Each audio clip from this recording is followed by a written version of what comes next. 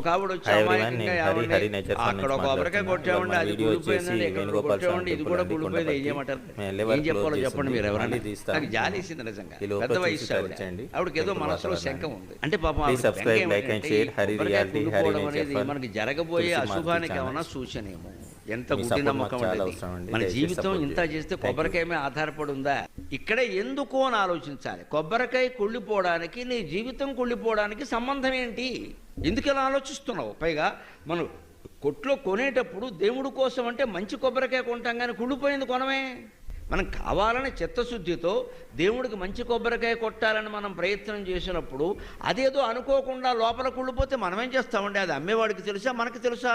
అలాగనే ఏమండి, దేవుడికి తెలుసు కదండి, నా చేతికి మంచి కొబ్బరికాయ ఇచ్చేలా చేయొచ్చు కదండి. దేవుడికి వేరే పని ఏమి లేదా? నీ కొబ్బరికాయ లెక్కెట్టుకుంటూ కూర్చుంటాడా? అంచేతను మనం ఈ ఎందుకు అన్న ప్రశ్న వేస్తే ఈ ఆలోచన పక్కకి వెళ్ళి